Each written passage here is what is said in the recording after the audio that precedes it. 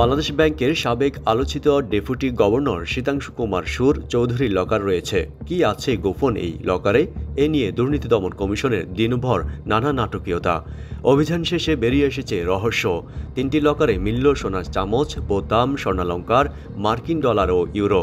26 জানুয়ারি সকাল 10টা 50 minute SK সুরের লকার খুলতে দুদকের 7 সদস্যর একটি টিম আসে কেন্দ্রীয় ব্যাংকে। দুদকের পরিচালক কাজী সাইমুজ্জামানের নেতৃত্বে টানা 10.5 ঘণ্টা তল্লাশি শেষে লকারে পাওয়া গেল 1 কেজি স্বর্ণ, 1,69,000 মার্কিন ডলার, 55,000 ইউরো এবং 70 লাখ টাকার এফটিআর পাওয়া গেছে। সব মিলিয়ে যার আনুমানিক মূল্য প্রায় 4,75 লাখ টাকা। কাজী সাইমুজ্জামান বলেছেন, আমরা যা পেয়েছি তার 22 পাতার একটি জব্দ তালিকা তৈরি করেছি। সোমবার আদালতে উপস্থাপন করব। যে সম্পদ পাওয়া গেছে তা কেন্দ্রীয় ব্যাংকের জিম্মায় রাখা হয়েছে। আদালত পরবর্তীতে যে ধরনের নির্দেশ দিবেন সেভাবে কাজ করব। পরবর্তীতে বিচার বিশ্লেষণ করে দেখা হবে এইসব বৈধ আয়ের অন্তর্ভুক্ত কিনা। কেন্দ্রীয় ব্যাংকের নির্বাহী পরিচালক আমজাদ হোসাইন খান বলেছেন, আদালতের নির্দেশে কেন্দ্রীয় ব্যাংকের প্রক্রিয়া মেনে লকারে অভিযান পরিচালনা করেছে দুদক।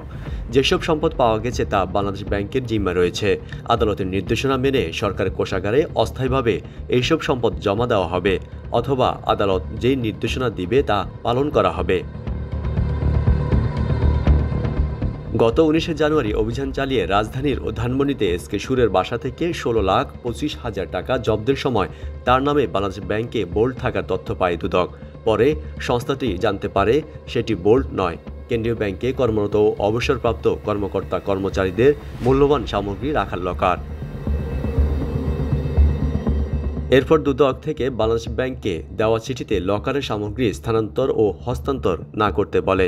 21 জানুয়ারি কেন্দ্রীয় ব্যাংকের নিরাপত্তা শাখা থেকে দুদককে ফিরতি চিঠি দিয়ে লকারের সামগ্রী স্থানান্তর স্থগিত করার তথ্য জানায়। চিঠিতে বলা হয়, বাংলাদেশ ব্যাংকের লকারে বিধি অনুযায়ী ব্যাংকে কর্মরত ও অবসরপ্রাপ্ত কর্মকর্তা কর্মচারীদের ব্যক্তিগত মূল্যবান সামগ্রী তাদের নিজ নামে প্যাকেট অথবা কোটায় নিজ দায়িত্বে সিলগালাযুক্ত অবস্থায় জমার তারিখ থেকে 20 বছর পর্যন্ত রাখা হয়।